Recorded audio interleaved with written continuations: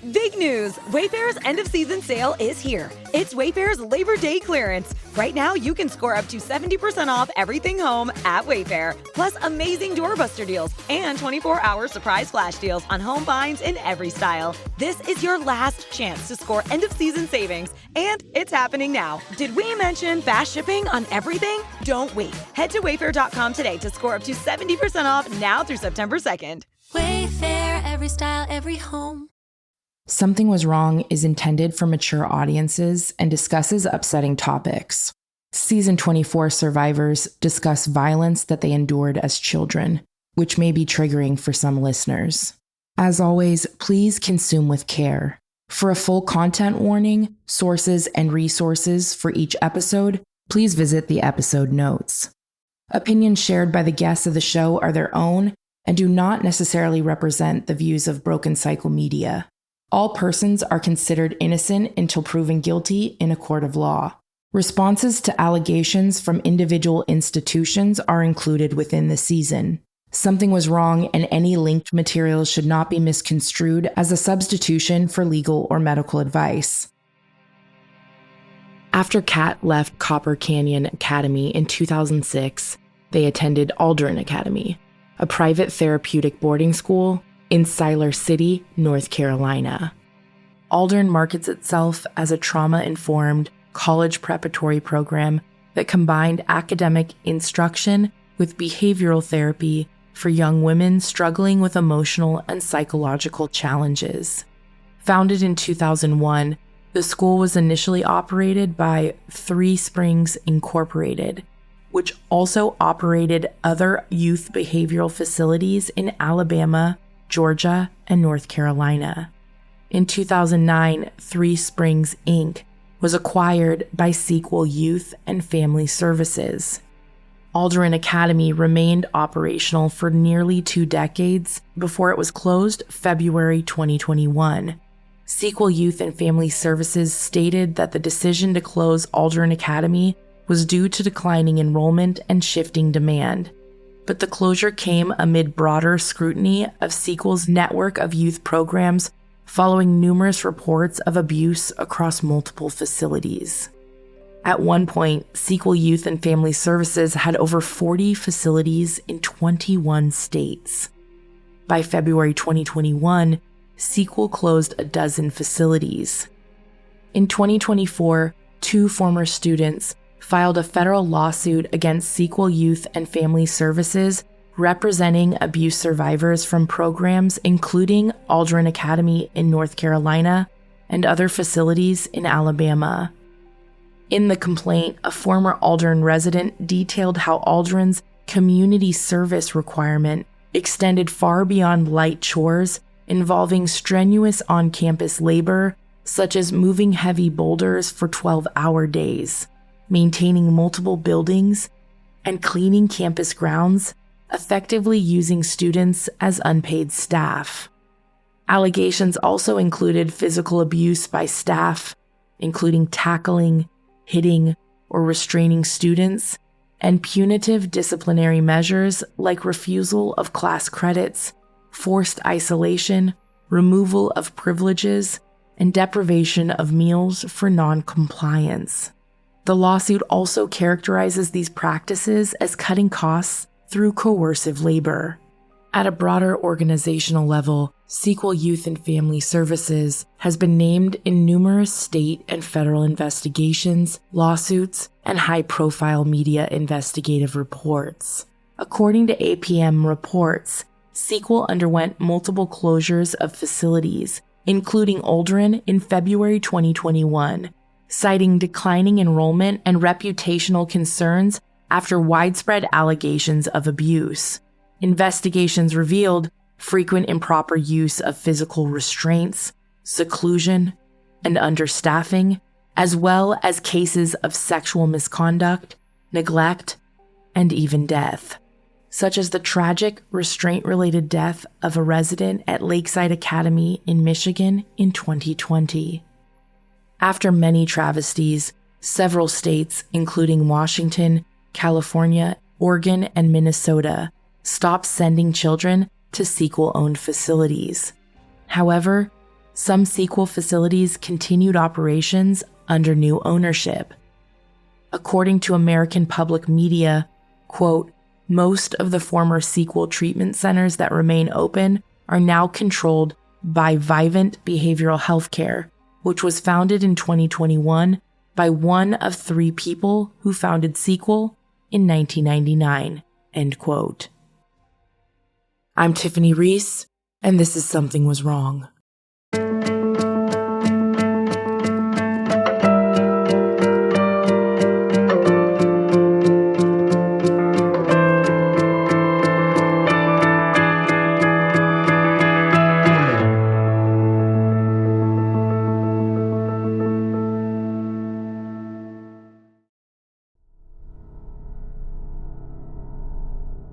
I went home for a couple weeks preparing to go to Aldern Academy. That was in North Carolina. It was described as a quote-unquote step-down program, so less restrictive than Copper Canyon, but also a college preparatory school. I actually read the brochure this time, but I don't really think you can get a lot of good information from a brochure because, of course, they're marketing it to make the parents inclined to send you there. My parents drove me to Aldern. Pretty much no one was there when we got there because everybody was coming back from like their little summer break. It was a night and day difference at first. I thought it was going to be a pleasure cruise compared to Copper Canyon, but it doesn't matter if you get more freedoms. It was still a pretty awful place. I could wear my own clothes, but the funny thing is when you've worn uniforms for so many years, you don't know how to dress properly. So I looked kind of dorky, but I didn't care. I was just happy to wear whatever. I could listen to music again. I could go walk around the campus at night if I wanted to within a certain hour. This place also 4 people to a room. Not bunk beds. It's more spread out. Everybody has their own dresser. There's a mirror and a sink in the room. We had closets. We could put our pictures up. My roommates were cool. They had been there a while. We were actually allowed to talk to whoever we wanted there. What I liked about that is I could see everybody's personalities a lot more and individuality compared to Copper Canyon. It kind of made it feel more like a normal high school in the sense of like you've got your preppy people, you've got your grunge people. I think it was probably about 30, 40 of us, kind of like CCA was at first. On the weekends, they would put up little sign-up sheets. We had to do at least one off-campus activity. Usually it was like a trip to Target or something. Imagine like a gaggle of 16, 17, 18-year-old girls who put on so much makeup and their best outfits to go to Target because we never get out. That's what it was. I feel like 99% of the people there had been to a more restrictive program before. So there was the sense that it's still a therapeutic boarding school, troubled teen industry, but there were people like me and people who came around the same time as me who were like, oh, this isn't this bad. But they had just changed directors of the whole program. So I came at a very, very weird time. This woman who took over the school tightened up the restrictions. So a lot of those people who had been there longer than me were very unhappy with the situation and very vocal about it. One of my friends there, she had been there for like 2 years. And because of her seniority, she was allowed to take an extended trip back home for the summer, and they took that away from her. I do remember hearing about more therapeutic elements being enforced, more structure. Also, I saw it progress into a lot stricter than when I arrived. I thought it was relatively chill in comparison to CCA when I got there, but it ended up becoming slightly different than CCA, but still very strict. Looking over the schedule that you sent us, they really had every second of the day planned for you guys, from 6 a.m. until 11:30 p.m. Yeah, not a whole lot of downtime, but when you do have downtime, you really make use of it. Did you have to participate in any kind of seminars while at Aldern?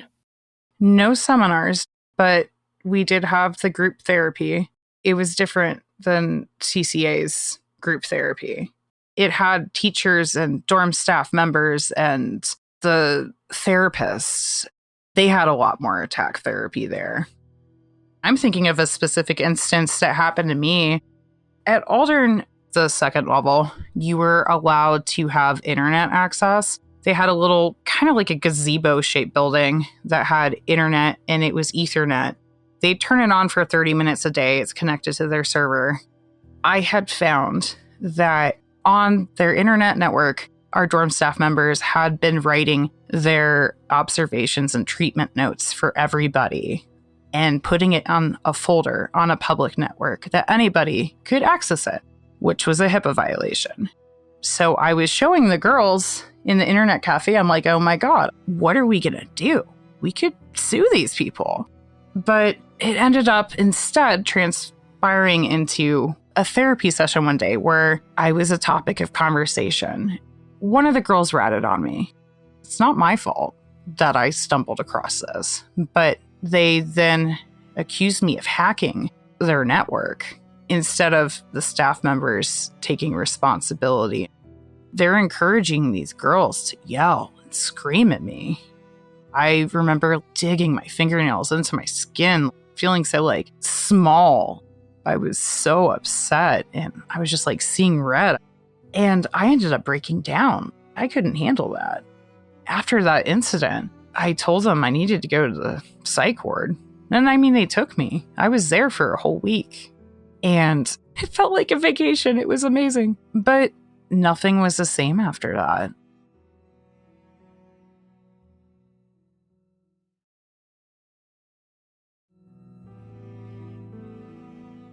I felt like I was constantly walking on eggshells and ostracized, and maybe a lot of it could have been in my head, but things like that happened quite often. And I just happened to be in the hot seat that one day. If we turn on each other, either you get rewarded or the world of hurt being rained upon you stops. That's not the only instance that they've literally had us turn on each other. They pulled us in the middle of a school day and sat us all in our cafeteria and told us if we didn't come clean for what we did on our spring break, none of us were going to graduate. It was because some girl drank a beer and told one of the other girls. They were just trying to find out who did it. So they threatened us and then kept us from school all day. After that, I did not want to be there anymore because that was insanely unethical. There was not a lot of resolution. It caused a lot of trust issues. You don't want to talk to anybody about anything going on because you don't know when that's going to be weaponized against you for someone else's benefit or because the staff is literally threatening you. We had a therapist at Aldern who actually got fired for having a sexual relationship with one of the girls. Granted, she had turned 18, but she was still a student there and under his care. They found out and they banned him from the campus. The girl was ostracized and removed as well. But it's a really big theme with these programs.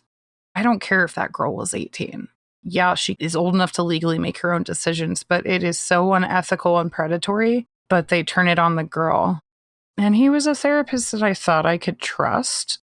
I'm in therapy now, and I even told this to my current therapist that I have a really hard time trusting therapists because that happened. And having changed therapists, I think 4 times while I was there, whatever work you may have done, it's down the drain. My therapist, before I left, I only had him for about 2 months and we did not get along. He was very argumentative with me and very much everything your parents say is right. And that's also a common theme with all the therapists. Everything your parents say is right. And I don't really understand how that's beneficial if you have to go by whatever the parents say 100% of the time, because you got to understand this is a whole family unit. You're not the sole reason for every single issue within that family unit, because there's so many different dynamics that come into play. Before I got sent away, I had a psychiatrist who was prescribing medications and then other medications to combat the side effects of those medications. And then that continued at CCA and Aldern. They both had their on-campus doctors who would visit and give you a brief evaluation. I'm talking maybe like 10 minutes tops. But I was on so many medications that I actually developed tardive dyskinesia, which causes involuntary facial tics and facial movements. I remember I had brought it up to them, and they're like, oh, that's no big deal. The fuck you mean it's no big deal? Like, I'm actually getting made fun of right now because I can't control my face. If I felt a certain way, I couldn't just schedule a doctor's appointment. I had to wait to get the doctor to come for his once a month thing. And then there's never enough time to disclose what's going on with me, my thoughts and my concerns. And I don't have a true adult to advocate for me and help me vocalize my concerns other than what I personally can notice. What do you think was the hardest part about being at Aldern in juxtaposition to Copper Canyon? I think it was a lot more difficult with the psychological mind games. Granted, you had these freedoms that you did not have at the other school, but the style of the attack therapy, the taking away of privileges, the punishments, that was tough. At Copper Canyon, when you got punished, you had what we would call work hours. We had focused reflection. That meant they took you out of school for the day, and you still had to do these cleaning tasks, but it was an all-day thing. It was from the start of your school day, and it went until 9 in the evening. So that's over 12 hours of cleaning. That meant you got up at 5 in the morning, and you and whoever else had work hours would go and do things like sweep dust in the parking lot, or move rocks from one location to the next, or scrub grout with a toothbrush. I did things like clean stains with magic erasers. I remember cleaning a bathroom of a part of a building that hadn't been used in years. I picked up the plunger. There was a pile of shit under there. I don't know how long it had been under there. I had to clean that. And you couldn't talk to anybody. They put you in an empty bedroom with just the mattress. And then you had to write a paper and finish your schoolwork for the school day you missed. You write like a 3,000 word paper on why what you did is wrong and how you recognize that. Then it has to be reviewed by like staff and your therapist. I would take work hours over that. I was only on focus reflection twice, but it was really tough. I kind of felt like the family's dirty little secret. They had their picturesque house in their suburban neighborhood. When I come around, there's the problem child. Nobody really knows why, and I don't have the time to sit there and tell everybody my backstory, nor does anybody deserve to hear it all the time. It was very isolating. I got to go home more frequently when I was at Aldern. I got to go home for like holidays and spring break, summer briefly. That was nice, but when you've been trying your damnedest to do all this therapeutic work and your parents went to 1 or 2 seminars and poof, they're done. There's no real progress. So that same issue still exists. You have more time to really see how dysfunctional your family truly is. As long as I was in those schools, I absolutely felt like the black sheep of the family. I continued to be the black sheep of the family until recently. Ultimately, you ended up spending almost 2 years at each facility. You were in these types of environments from age 14 to 18? Correct. I stayed there when I was 18, even though I thought about leaving. I was going to graduate high school. I wanted to go to college, especially because I didn't feel like home with my parents was a good option. How much do you think your parents were paying to have you attend school there? The initial first month deposit, I think, was non-refundable $10,000. I'm not really sure about the monthly tuition there, but I imagine it's similar to Copper Canyon. So in like the $5,000, $6,000 a month range. I didn't have much money in my account each month. College applications are expensive. So I only applied to the one school that gave me an application fee waived. And I got into that school. That was Virginia Commonwealth University. I was prepping to go there. But when I turned 18, that's when the whole attack therapy thing about me potentially hacking happened. I was so upset. I had packed all my things and I was ready to walk off campus. But the only thing that deterred me is if I had left, some of those credits wouldn't have transferred. So I stuck it out. I ended up graduating high school and I came home until college and went off to college. I ended up dropping out after the first year. It was just too much for me to handle. The school I went to was a very large university, so I had a lot of trouble with the schooling because getting one-on-one time with a professor is impossible when you have a classroom of 400 people. After college, I tried to briefly live with my parents, but I wasn't really welcome. I got kicked out. I was so angry.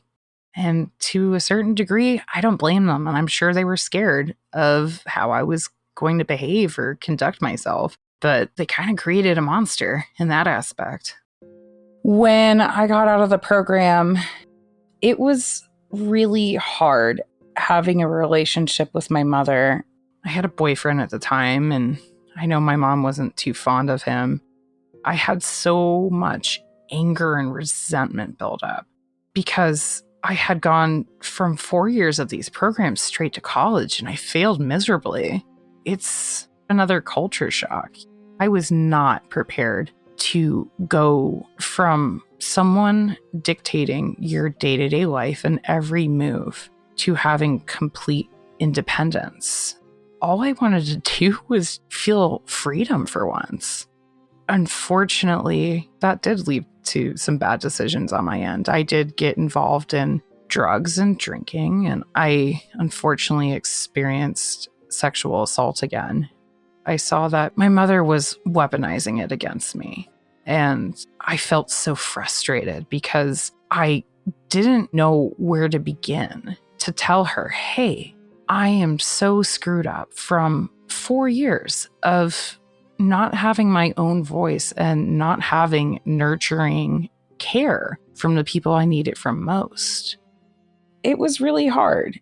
When it came to my mom, we didn't really have much of a relationship.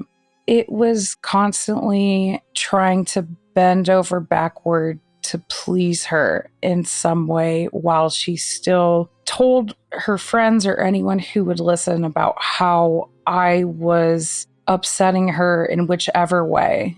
I wasn't really necessarily interacting with her a lot, maybe because of how angry I was, but also when your mom is saying not so nice things about you, why would you want to continue talking to them and subject yourself to that? I think one thing about the program that made it insanely difficult to have a relationship with my mother was the fact that there's not a whole lot of direct communication. So there's not a lot of resolution with issues that have been happening. There's no closure on either side for parents or for kids. So if you are to approach these things later in life, it can be really difficult and it may be really uncomfortable. And that's how it felt for me.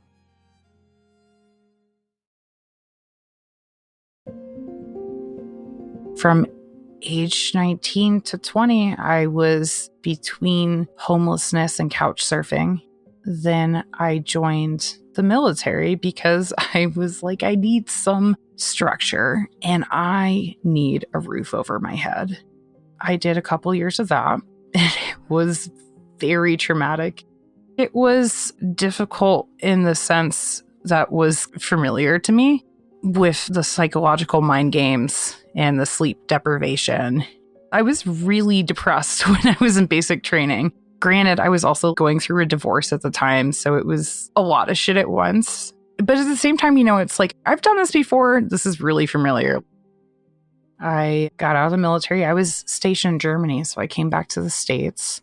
And it was unfortunately a really very long period from age 23 to about 28 of homelessness on and off, drug addiction, alcoholism, not having any proper life skills to feel like I could really get anywhere in life, doing a lot of grunt work jobs and trying to get by.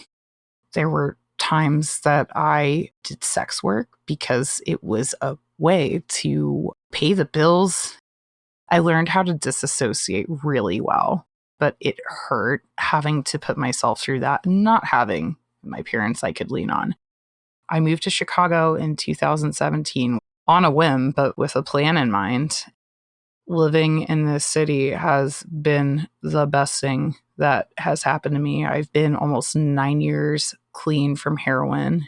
I finally stopped drinking this year. It's been 102 days. It always makes me wonder if I hadn't have gone to these schools and had a normal teenage life, could I have been on a different life path? I feel like this put me behind on the learning curve. I'm 35 and I still feel like there's a lot of work to be done. I'm in the right direction. There are times where I still break down crying, thinking about these schools because it was so isolating and you feel like you're the bad kid. And it feels like a mark on your record. Like, this person's bad. They went to bad kid school. It's still a constant everyday struggle to try to pick up the pieces. And I don't think that I ever will, unfortunately. Another thing that it did is it caused a lot of abandonment issues with me. When parents signed that initial contract in 2004, they gave up custody of me. They also said they would not sue if I died in these people's care, and other horrid things. They consented to me being strip searched if I needed to be. Things like that. Like, what parent would do that? Knowing that they were putting their trust in strangers who they don't even know. Unfortunately, abandonment issues cause a lot of psychological trauma, especially later down the road.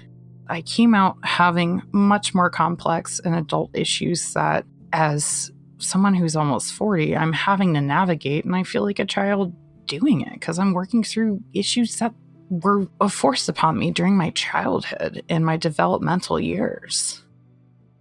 Back in 2011, I did go back to CCA to visit. Why? I don't know.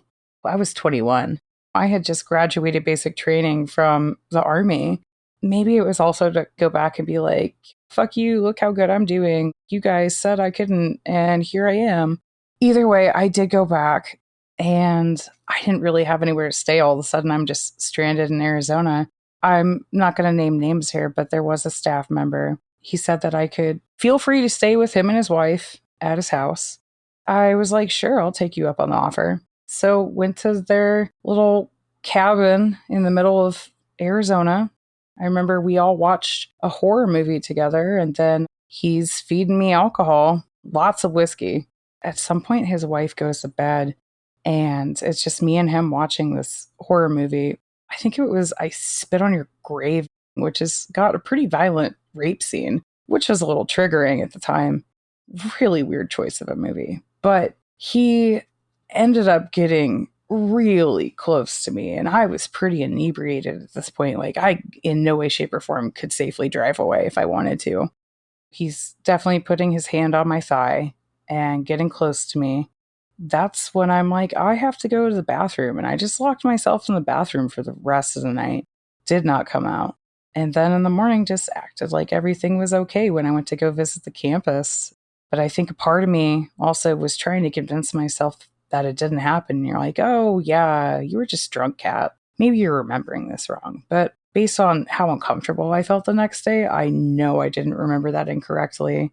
I can remember it sitting here now talking about it. And that was another person that I was supposed to trust who knew a lot of information about me and put me in an extremely vulnerable position where I had no way to get out of it. And I'm glad I locked myself in the bathroom.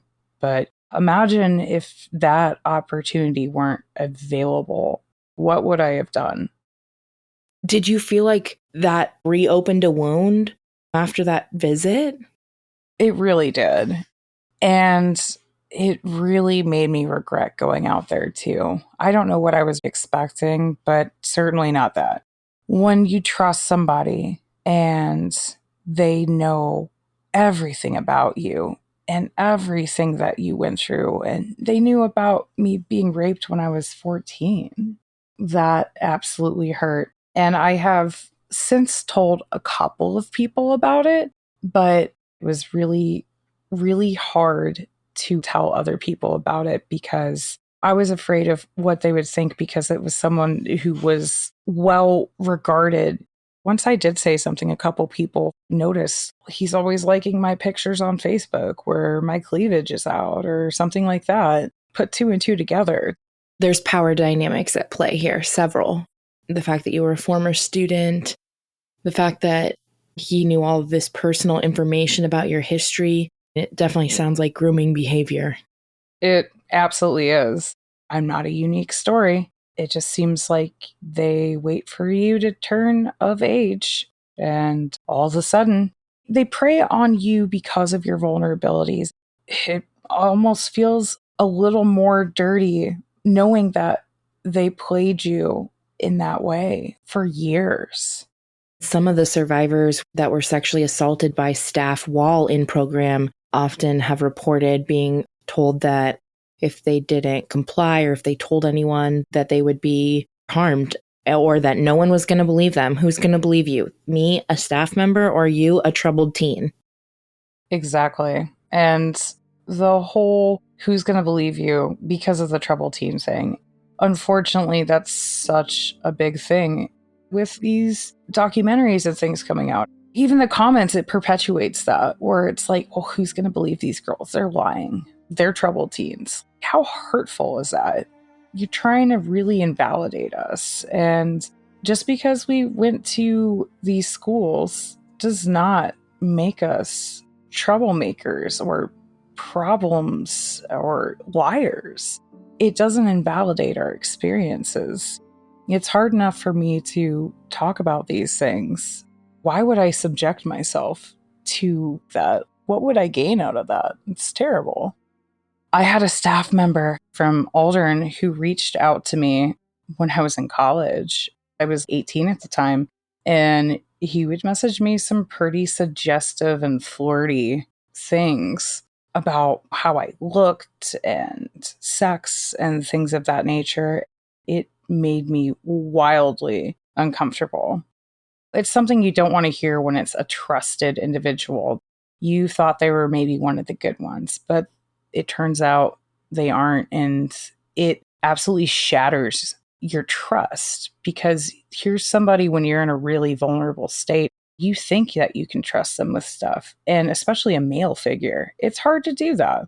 When they turn around and say things to you that are suggestive in nature, it absolutely breaks your heart. I had 2 incidents of that happening, one from each school. It was a really tough pill to swallow, and it definitely made me have more severe trust issues. I never really got the closure that I wanted and needed from my mother because there was never really an opportunity to talk about it. My mom is no longer with us. 6 months before she died, I proposed that we look at our relationship together as less of a mother-daughter relationship and more as peers.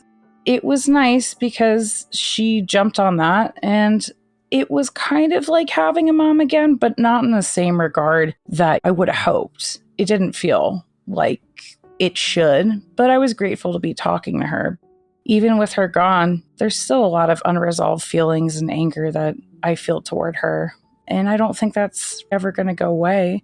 I think if I hadn't been sent to these programs, we may have had more of an opportunity to work through our issues, maybe in a more therapeutic setting where we could talk to each other. I will forever be sad that I didn't have that chance to do that. It was maybe helpful for you to think of her as a peer. And I've heard other survivors mention this methodology. Why do you think for survivors of these programs that approach could be especially helpful?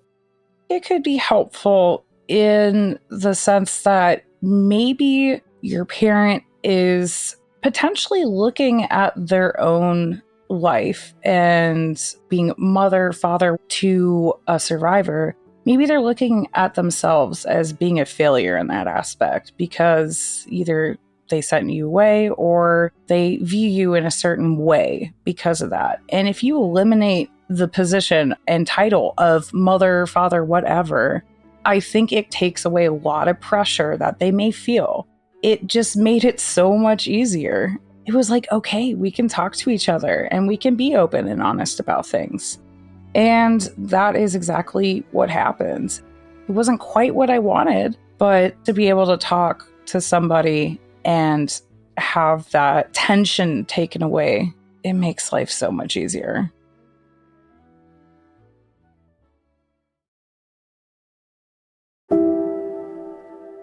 You mentioned your dad's now in his 70s and that he's struggling with memory issues. What's that been like for you? It's really hard to grieve someone while they're still alive. My dad was always very close to me. So seeing him go through that and have to be put into a memory care unit at a facility, is really tough. No one really prepares you for having to deal with that. Granted, I only saw bits and pieces because I would fly home to Virginia from Chicago and try to help out as much as I could. But at this point, I haven't seen him since March of last year because the last time I saw him, he tried to proposition me sexually. He didn't recognize me. And it's really hard to take a step back and realize, okay, this is the disease and this is very normal, but I am his kid. I don't want to think about him like that. I get regular updates on things. We have a wonderful person that goes in and checks on him, and my brother is back home taking care of him as well. So he's in good hands, but it definitely is difficult mourning someone who's still alive and doesn't remember who you are. We hadn't been the closest, but my brother lived not too far from my parents. My mom was constantly calling him over to help with things and be there for whatever. So he essentially had a full-time job, and that was my mom. We didn't feel like we could speak freely when she was alive as well.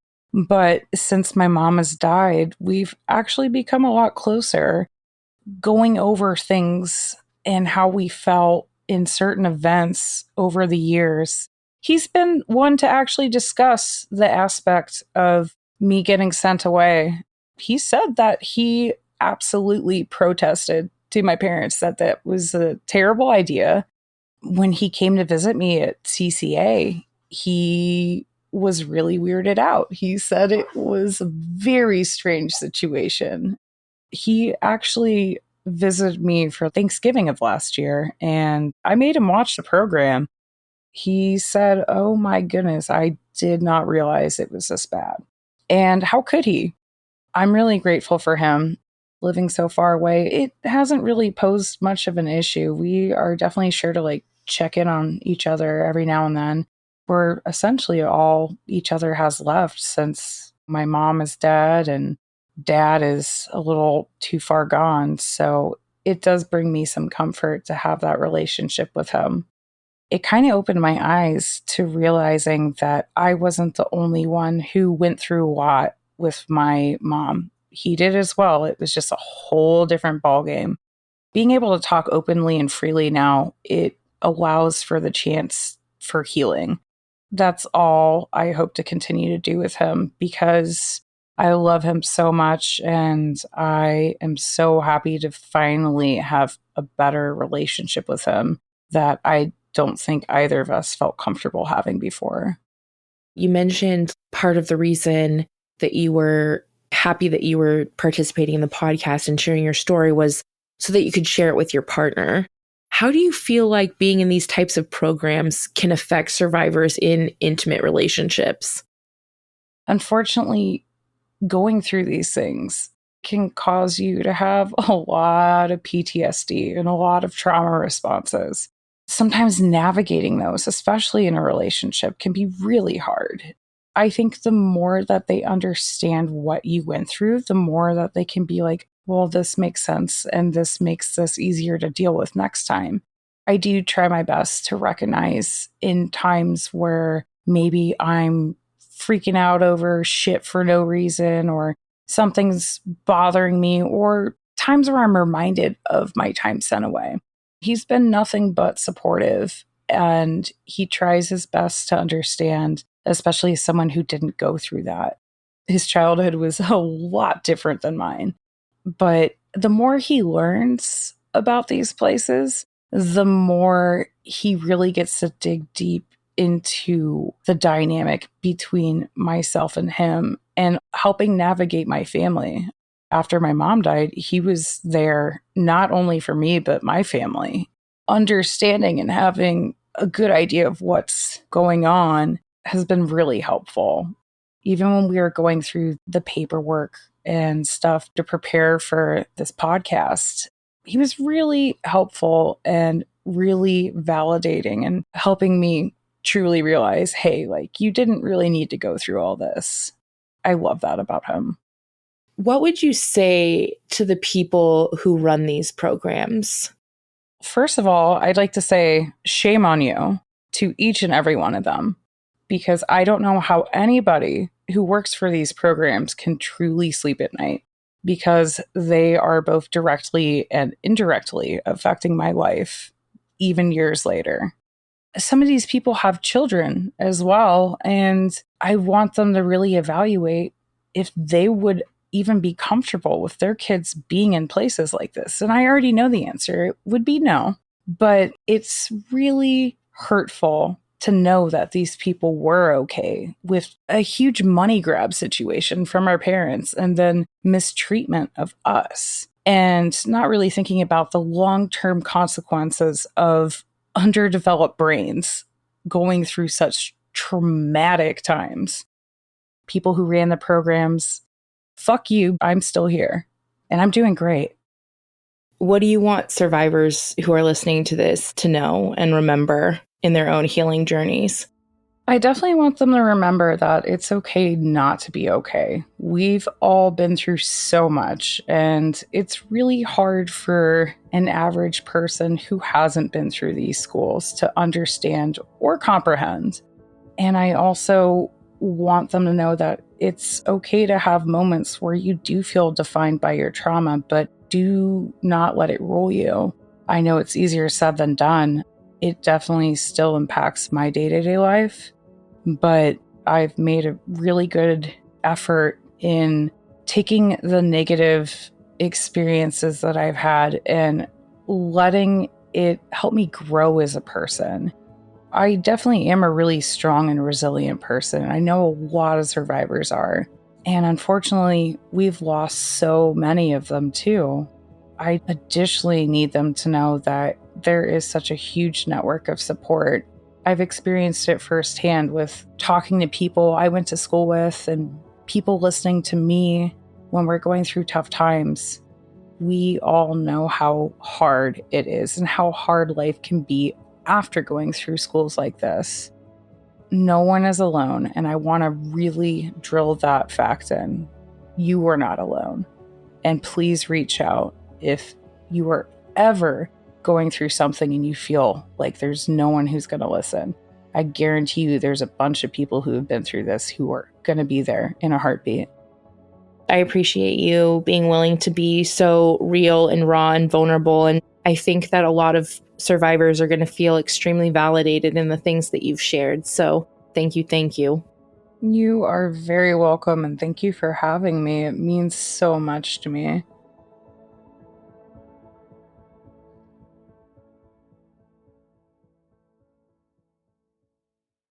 Next time on Something Was Wrong.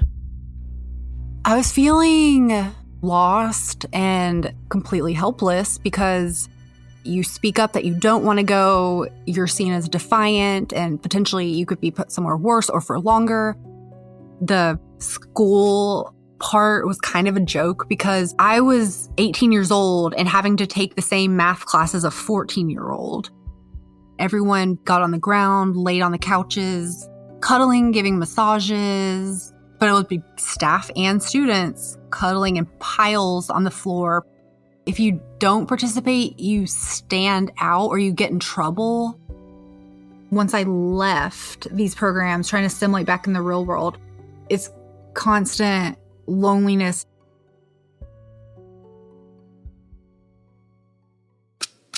Something Was Wrong is a Broken Cycle Media production.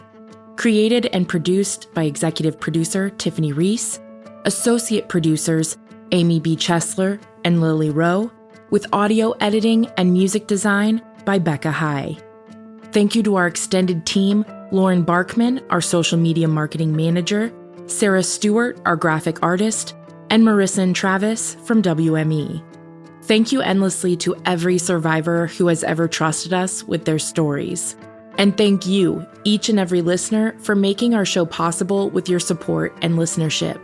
In the episode notes, you'll always find episode-specific content warnings, sources, and resources. Thank you so much for your support. Until next time, stay safe, friends.